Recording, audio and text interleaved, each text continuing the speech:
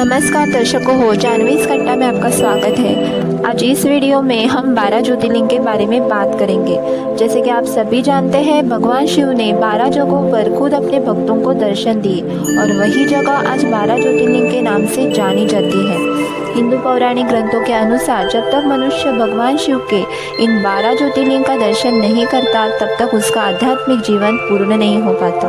तो चलिए देखते हैं ये 12 ज्योतिर्लिंग कौन से हैं और कहाँ पर स्थित है। पहला है सोमनाथ ज्योतिर्लिंग। सोमनाथ ज्योतिर्लिंग गुजरात के सौराष्ट्र में स्थित है। सोमनाथ ज्योतिर्लिंग 12 ज्योतिर्लिंग में से पहला ज्योतिर्लिंग है। हर साल हजारों भाविक यहाँ पर आते हैं और भगवान के दर्शन लेते हैं। इस मंदिर को स्वयं चंद्रदेव ने बनवाया था, इसलिए इसे सोमनाथ नाम से जाना जाता है। इसकी पौराणिक कथा ये है कि चंद्र की शादी दक्ष की 27 बेटियों के साथ हुई थी। इन 27 रानियों में से चंद्रदेव रोहिणी का ही ज़्यादा ध्यान रखते थे, बाकी रानियों को अनदेखा कर देते थे। इस पर क्रोधित होकर दक्ष ने चंद्रदेव को श्राप दिया और चंद्रदेव क्षयरोग से ग्रसित हो गए। तब चंद्रदेव ने भगवान शिव की आराधना की। चंद्र की भक्ति से प्रसन्न होकर भगवान शिव प्रकट हुए और बोले कि मैं दक्ष का श्राप वापस नहीं लौटा सकता, लेकिन इसे कुछ हद तक कम कर सकता हूँ। इसलिए शुक्ल पक्ष में 15 दिन के लिए चंद्र की चमक बढ़ती है और 15 दिन चंद्र की चमक कम हो जाती है। चंद्र इस घटते बढ़ते रूप से बहुत निराश थे। तब शिवजी ने उनकी अर्धचंद्र आकृति अपने बालों पर धारण की और उन्हें सांत्वना दी और वही स्थित हो गए। तब से ये मंदिर सोमनाथ मंदिर से जाना जाने लगा। दूसरे नंबर पर है मल्लिकार्जुन ज्योतिर्लिंग। मल्लिकार्जुन ज्योतिर्लिंग आंध्र प्रदेश में कृष्णा नदी के तट पर श्रीशैल पर्वत पर स्थित है।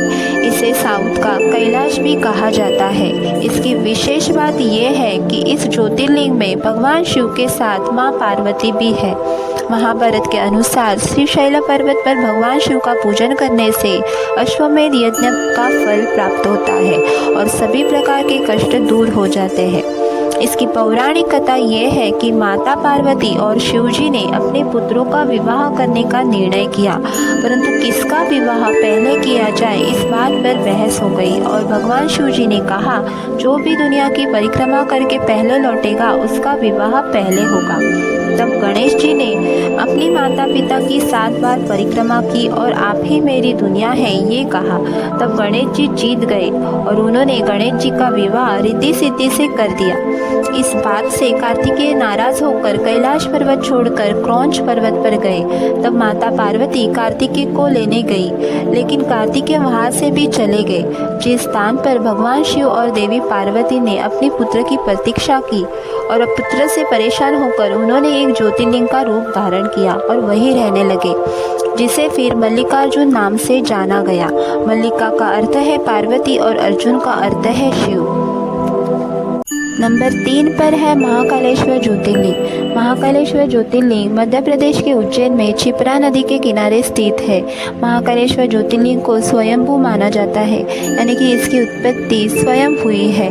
महाकालेश्वर की मूर्ति दक्षिणामुखी मानी जाती है, जिसका अर्थ है कि वो दक्षिण की ओर मुख करके खड़ी है।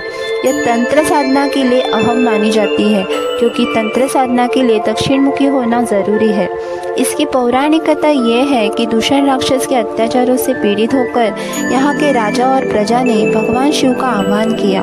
तब भगवान शिव महाकाल के रूप में प्रकट हुए और दूषण राक्षस का वध किया। भक्तों के निवेदन के बाद भगवान शिव हमेशा के लिए ज्योतिर्लिंग के रूप में उज्जैन में विराजमान हो गए। यहाँ के लोग महाकालेश्वर को यहाँ का राजा मानते हैं। हर साल लाखों भक्त उज्जैन में आके महाकालेश्वर के दर्शन करते हैं। इसके दर्शन से सभी पापों से मुक्ति मिलती है। नंबर 4 पर है ओमकारेश्वर ज्योतिर्लिंग। ओमकारेश्वर मंदिर मध्य प्रदेश के खंडवा जिले में मांधाता द्वीप पर स्थित है।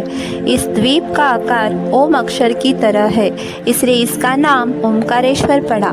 यहाँ पर लोगों का मानना है कि इस पावन तीर्थ पर जल चढ़ाए बगैर व्यक्ति की सारी तीर्थ यात्राएं अधूरी मानी जाती है। यह एकमात्र मंदिर है जो नर्मदा नदी के उत्तर में स्थित है। यहाँ पर भगवान शिव नदी के दोनों तट पर स्थित है। महादेव को यहाँ पर ममलेश्वर और अमलेश्वर के रूप में पूजा जाता है। धार्मिक मान्यताओं के अनुसार ओमकारेश्वर ज्योतिर्लिंग के आसपास कुछ 68 तीर्थ स्थित है। और यहाँ भगवान शिव 33 करोड़ देवताओं के साथ विराजमान हैं। महाशिवरात्रि के अवसर पर इस मंदिर में शिव भक्तों की भारी भीड़ रहती है। ओमकारेश्वर के दर्शन एवं पूजन से व्यक्ति के सारे पाप दूर हो जाते हैं। इसकी पौराणिक कथा यह है कि पुराने समय में ओमकारेश्वर वाली पहाड़ी पर एक मानधाता राजा ने तप किया था। राजा के तप से भगवान शिव प्रसन्न हुए। तब राजा ने शिव जी से वरदान के रूप में कहा कि अब वे यही वास करें। अपने भक्त की इच्छा पूरी करने के लिए शिव जी ज्योति स्वरूप उस शिवलिंग में समा गए। तब से ये ओमकारेश्वर ज्योतिर्लिंग के नाम से जाना जाने लगा। नंबर 5 पर है केदारनाथ। केदारनाथ ज्योतिर्लिंग उत्तराखंड के रुद्रप्रयाग जिले में स्थित है। केदारनाथ के कपाट बैसाख महीने में अक्षय तृतीया के बाद खुलते हैं। केदारनाथ मंदिर काफ़ी प्रसिद्ध भी है और ये 4 धामों में से भी एक है। केदारनाथ मंदिर तक पहुंचने के लिए यात्रियों को 23 किलोमीटर पैदल चलना पड़ता है। इसके दर्शन से मनोकामना पूर्ण होती है तथा सारे पापों से मुक्ति मिलती है। कहा जाता है इस मंदिर को स्वयं पांडवों ने बनवाया था। महाभारत का युद्ध समाप्त होने के बाद पांडव अपने सभी भाइयों और अन्य बंधुओं की हत्या के पाप से मुक्ति पाना चाहते थे, जिसके लिए वो भगवान शिव की खोज में हिमालय की ओर गए। लेकिन भगवान शिव जी पांडवों से काफ़ी नाराज थे। वो उन्हें दर्शन नहीं देना चाहते थे। पांडवों को अपनी ओर आता देख भगवान शिव अंतर्ध्यान होकर केदार में जा बसे। पांडवों को जब पता चला तो वो केदार पर्वत भी पहुँचे। तब शिवजी ने एक भैंस का रूप धारण किया और पशुओं के बीच में चले गए। लेकिन भीम ने अपनी चालाकी से भगवान शिवजी को पहचान लिया और भैंस का पिछला भाग पकड़ लिया। तब भगवान शिव धरती में समाने लगे और इसके बाद भगवान शिव या भैंस की पीठ की आकृति में स्थापित हो गए। फिर शिवजी ने पांडवों के भक्ति से प्रसन्न होकर उन्हें दर्शन दिए और उनके पापों से मुक्त कर दिया। तभी से भगवान शिव जी यहाँ पर पीठ की आकृति में पूजे जाते हैं। नंबर 6 पर है भीमाशंकर ज्योतिर्लिंग। भीमाशंकर ज्योतिर्लिंग महाराष्ट्र के पुणे से लगभग 110 किलोमीटर दूर सह्याद्री पर्वत पर स्थित है। यहीं से भीमा नदी भी निकलती है और आगे जाकर कृष्णा नदी से जा मिलती है।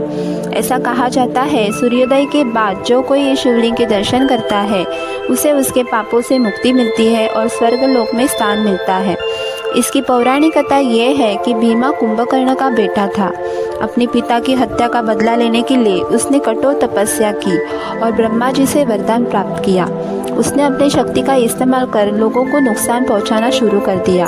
जब उसने भगवान के शिवलिंग को नष्ट करने की कोशिश की तब भगवान शिव प्रकट हुए और उसका वध कर दिया और उसी स्थान पर शिवलिंग के रूप में स्थापित हो गए। इस वजह से इस ज्योतिर्लिंग का नाम भीमाशंकर पड़ा।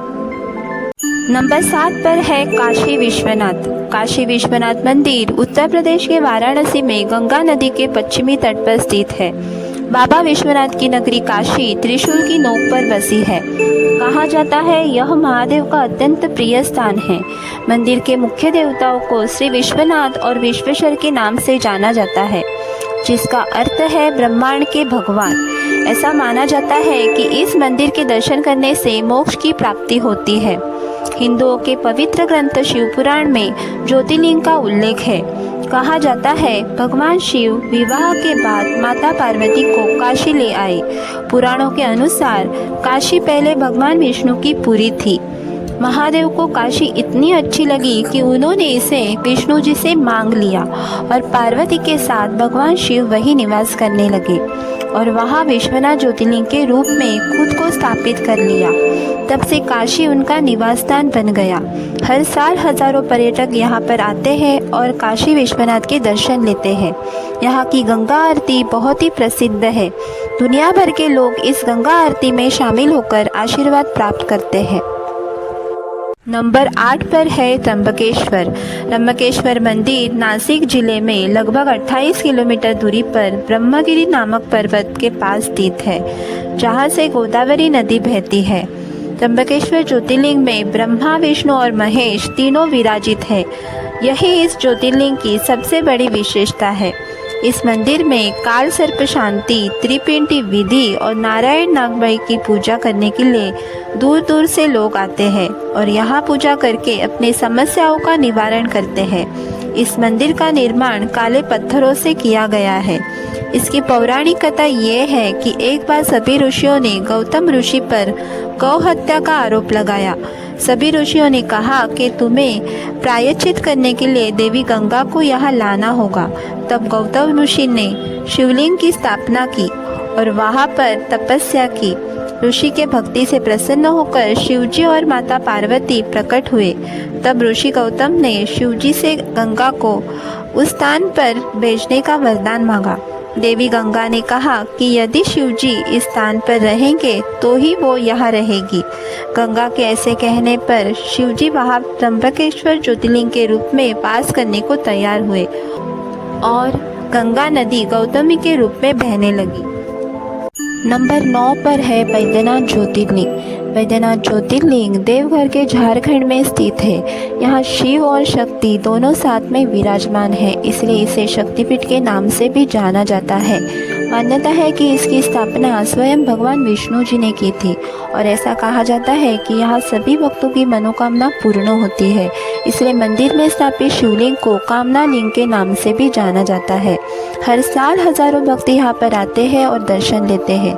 इसकी पौराणिक कथा ये है कि लंकापति रावण ने हिमालय जाकर भगवान शिव की घोर तपस्या की। जब भगवान शिव प्रसन्न नहीं हुए तो उसने अपना एक एक सिर काटकर शिवलिंग पर चढ़ा दिया। जब 10वां सिर काटने को रावण गया तो भगवान शंकर प्रकट हुए और उसे दर्शन दे दिए। जब शिवजी ने रावण को वर मांगने को कहा तो रावण ने कहा कि मुझे उस शिवलिंग को लंका में स्थापित करने की अनुमति प्रदान करें। भगवान शिव ने उसे अनुमति दी, लेकिन कहा कि शिवलिंग को तुम जहाँ कहीं रखोगे वही शिवलिंग स्थापित हो जाएगा। शिवलिंग लेकर जाते समय रावण को जोरों की लघु शंका लगी। तब उसने राह चलते ब्राह्मण को शिवलिंग दिया, जो स्वयं गणेश जी थे। उन्होंने वो शिवलिंग वहीं पर रख दिया। जब रावण आया तो उसने उसे उठाने की बहुत कोशिश की, लेकिन वो उससे नहीं उठा। तब से ये शिवलिंग बैद्यनाथ ज्योतिर्लिंग के नाम से जाना जाने लगा। नंबर 10 पर है नागेश्वर। नागेश्वर मंदिर गुजरात में द्वारकापुरी में स्थित है। ऐसा कहा जाता है कि नागेश्वर मंदिर में शिव और पार्वती नाग नागिन के रूप में प्रकट हुए और ऐसी मान्यता है कि इस मंदिर के दर्शन से सभी प्रकार के रोगों से मुक्ति मिलती है। ये ज्योतिर्लिंग भारत के गुजरात राज्य में द्वारकापुरी से 17 किलोमीटर दूरी पर स्थित है।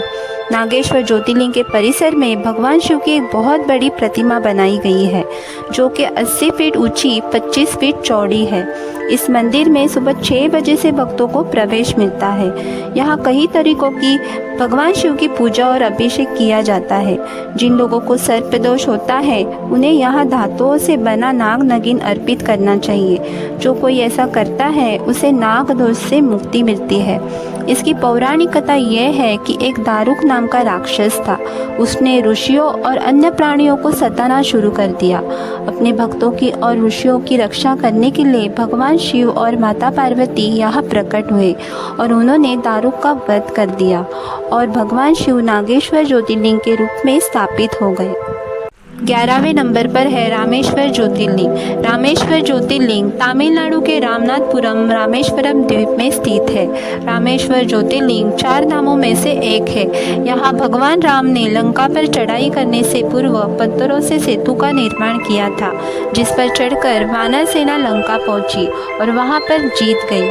रामेश्वरम मंदिर भारतीय निर्माण कला और शिल्प कला का एक सुंदर नमूना है। इसका प्रवेश द्वार 40 फीट ऊंचा है और मंदिर के अंदर सैकड़ों विशाल खंभे हैं, जो देखने में एक जैसे ही दिखते हैं। इसकी कारीगरी देखने में बहुत ही सुंदर है। यहाँ का गलियारा विश्व का सबसे लंबा गलियारा है। रामनाथ मंदिर में जो भी पत्थर लगाए हुए हैं, कहते हैं कि वो लंका से लाए गए थे। इस ज्योतिर्लिंग की पूजा करने से ब्रह्म हत्या जैसे पापों से मुक्ति मिलती है और इसकी पौराणिक कथा यह है कि भगवान श्री राम ने लंकापति रावण से युद्ध करने से पहले विजय की कामना के लिए रेत का शिवलिंग बनाकर उसकी पूजा की और जिसके बाद भगवान ज्योति रूप में प्रकट हो गए और उस शिवलिंग में समा गए। वही शिवलिंग रामेश्वर नाम से जाना जाने लगा। नंबर 12 पर है घृष्णेश्वर ज्योतिर्लिंग। घृष्णेश्वर ज्योतिर्लिंग महाराष्ट्र के औरंगाबाद से उत्तर पश्चिम में 30 किलोमीटर दूर छत्रपति संभाजीनगर जिले के वेरूल गांव में स्थित है। इस मंदिर का निर्माण देवी अहिल्याबाई होळकर ने करवाया था। इस मंदिर के पास ही बौद्ध भिक्षुओं की द्वारा निर्मित एलोरा की प्रसिद्ध गुफाएं भी है और इसकी पौराणिक कथा ये है कि देवगिरी पर्वत के पास सुधर्मा नाम का एक ब्राह्मण और उसकी पत्नी सुदेहा रहती थी। संतान न होने के कारण सुदेहा ने अपनी पति का विवाह अपनी छोटी बहना गुष्मा से किया। गुष्मा शिव जी की परम भक्ति, भगवान शिव की कृपा से उसे एक पुत्र की प्राप्ति भी हुई, लेकिन गुष्मा की बहन सुदेहा को गुष्मा से ईर्ष्या होने लगी। क्रोध में आकर उसने गुष्मा की संतान की हत्या कर दी और उसे कुंड में फेंक दिया। गुष्मा बहुत दुखी हो गई, पर उसने शिव भक्ति नहीं छोड़ी। वो रोज शिव जी की पार्थिव शिवलिंग बनाकर उसकी पूजा करती थी। महादेव उसकी भक्ति से प्रसन्न हुए और गुष्मा के पुत्र को दोबारा जीवित कर दिया। तब गुष्मा ने प्रार्थना कर भगवान शिव को वही स्थापित होने को कहा। तब से ये शिवलिंग घृष्णेश्वर ज्योतिर्लिंग के नाम से जाना जाने लगा। कहते हैं कि इस ज्योतिर्लिंग की पूजा करने से संतान की प्राप्ति भी होती है।